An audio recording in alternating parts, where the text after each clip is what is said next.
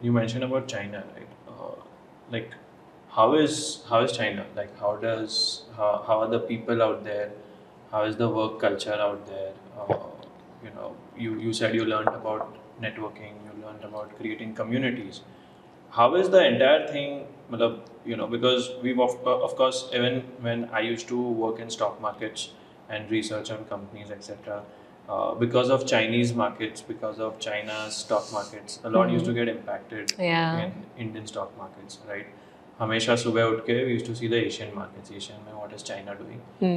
What are the numbers coming out there? What is the inflation there, etc. So it always used to impact somewhere in the Indian stock market at least. In your ecosystem when you were meeting entrepreneurs there, etc. How are they different from Indian entrepreneurs? What did you learn from them out there? So, my And as a introduction. country, how it is China? Yeah, so my introduction to China was not again from the finance point of view. It was more from a cultural, diplomatic, geopolitics point of view, that it's our biggest neighbor, but we don't know much about it. Not many Indian scholars on China they can't speak Chinese. They've not lived in China enough.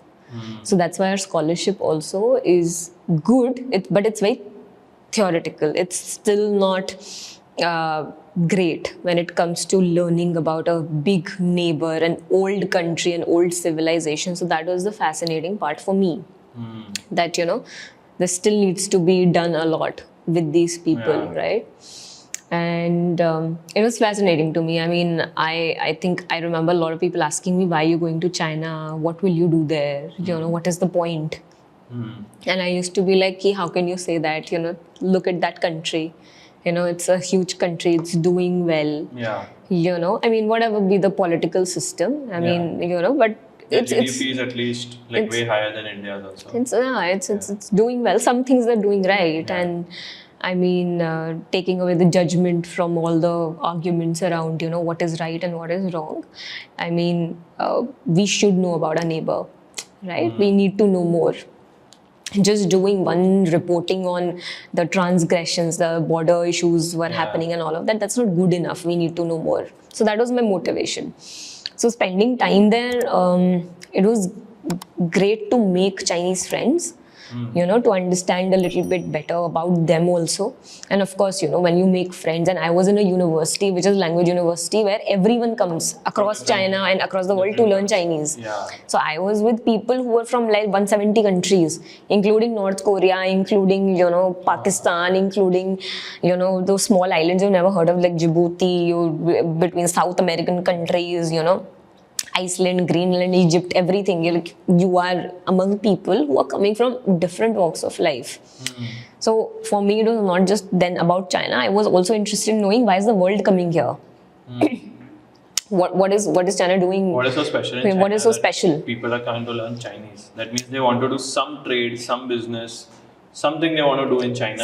There is importance of learning Chinese first. And again, something that I really valued from being there was that they are very adamant about doing everything in Chinese, right? So world has to learn Chinese. If they want to do something. Chinese will not, they will learn English, but that language will not go irrelevant. It's not going to lose any kind of relevance. Yeah. So that was very interesting to me. They've given that importance to their own. They've given importance to their own language. They've made it a point to standardize the language. The Putonghua that we learn is the official Chinese. That's the standardized Chinese that the government makes sure that everyone. Mandarin. Yeah, but Mandarin has multiple forms, right? It's multiple dialects, etc. So they've made an official sort of a language, Putonghua, that has to be learned by everyone. So people, for example, let's say Hindi. Multiple people speak Hindi and they speak it in different formats. But what Chinese are trying to do is that have a standard format of Chinese that every Chinese should learn. Oh, okay. So there is no difference between that Hindi and different Hindis or different Chinese. Right? I mean, there are criticisms of that also. Yeah. Right? That you're trying to get rid of our dialects, stuff like this. But then their thing is that, everyone needs to know one standard Chinese, and whoever, any foreigner that comes to China has to learn that Chinese, right? Which is Mandarin. but that official language, you know. So, yeah, I mean, very clear about the national pride that they have, especially with the language. That was great, and I was like, India should also do something like that. Yeah, That you you think need so? to have For Hindi or for not just for Hindi. I think regional languages, right? I mean, India, there's no one national language, there are multiple national languages. So I think emphasis on regional language, local dialects should be there, right? Like, I mean, in Tamil Nadu, people should know Tamil. I mean, in But that they Karnataka, already Kannada. know. Yeah, but If it there should is be one taught. language which for the world, That I don't think I'm in a place to say that, you know, but just Hindi. what would be your opinion? It should be. I think it's such a controversial and sensitive topic. I believe that local languages, I would say that anything that is tied to the history of that region, people should know. Whether there should be one or two languages that everyone should know, This that I'm is talking totally. about from a world perspective. If Yeah. there is someone coming from outside, how the Chinese have made, like they've created a university for language. Yeah. So probably It's a huge university, global yeah. national university that they've created. So there is nothing like that in India, Yeah. probably, if I'm Yeah. not wrong. And actually, that university was created so that they could train Chinese to teach Chinese outside of Abroad. China. Uh-huh. So, a lot of Chinese teachers, most of them get trained there. And then they go outside also. Yes. But people are coming from outside to learn Chinese. Correct. So that they can do some business, some trade, Yeah. something in China. Some Anything, presence like in they China. could be business people, they Yeah, could they be could be diplomats, yeah, they could be students. like me, Yeah, it anyone. could be anything. So there should be something like that in India too. It should Definitely. be just one language, because then there you can, of course, you can teach multiple languages. in And that the only thing is that in India, because everyone knows English, you know, because of that, I think But a lot of rural people. still does not know. Rural, but The then, majority of India is still not correct. well versed with English. Yeah. But then It's how getting many better. people are coming to work in rural India also, na? I think that's one thing. So, I mean, again, we can always like, But if someone wants to compare. do business in India, someone wants Yeah. to come to study in India, Yeah. then they should be knowing one language, which at least I believe could be Hindi. Not should be, but could be Hindi, because it's a very common language now. Even if you go to Bangalore, you go to Hyderabad, you go to Chennai, also I had visited recently. So my clients out there, tuta futa Hindi, they could speak, or they could at least understand what I am conversing, you know. So somewhere Hindi has gained that prominence. Of course, northwest India, it is there. South mein also, Bangalore, Hyderabad, people to speak properly, like, you know, fluent, and dialect is little, it's going to be different, but they know Hindi and they understand. Only Chennai, Tamil Nadu, and probably Kerala, that side, little more lower down the south. Right. I think there it is still gaining that momentum. But I feel, I think that one kind of this university See, should be, which is a global. I agree that, you know, sorry, that people who come to India should know Indian languages. I think more importantly, Indians should also speak in their language. Of course.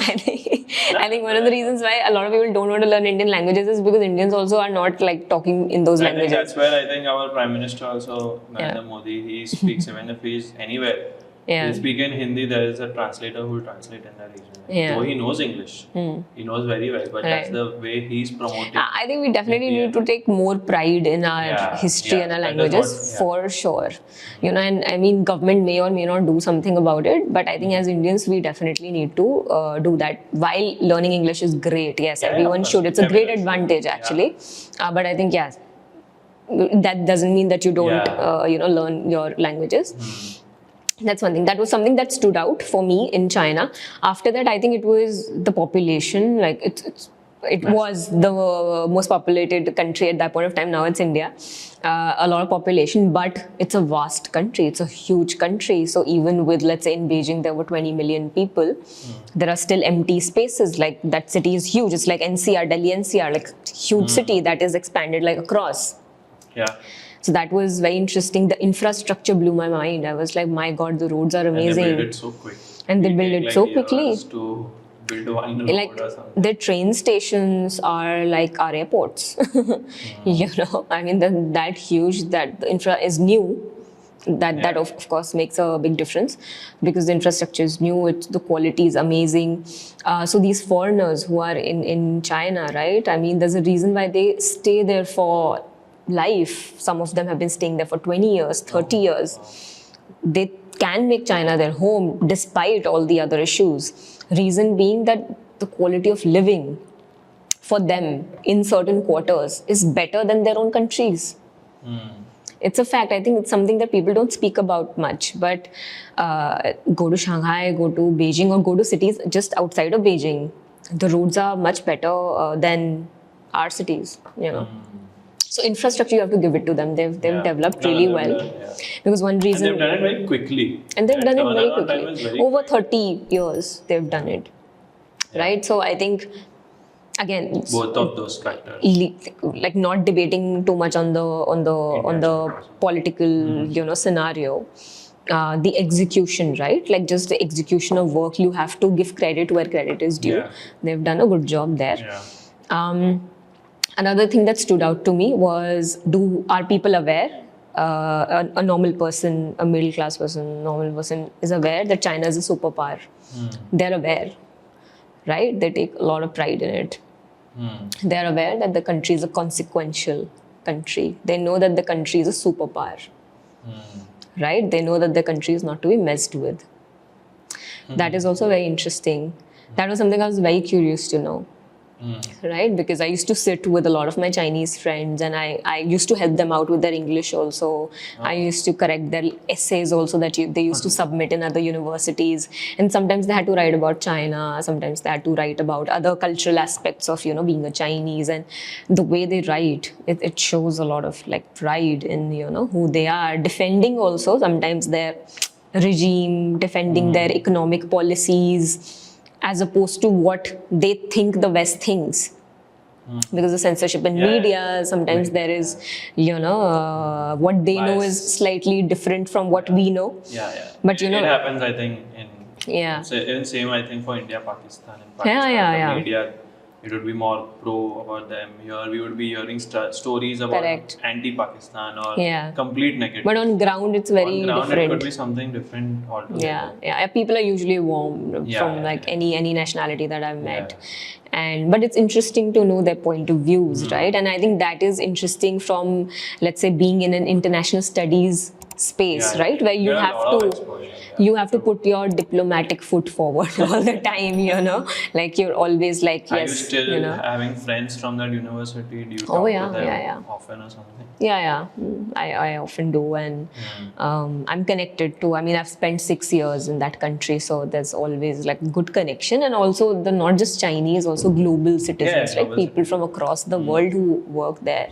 So I'm in touch with them, and because of that, I do have friends in I think at least 100 countries. I think like just calling, I can find like someone in my connect via who I knew or I had met, and I can always ask them for help.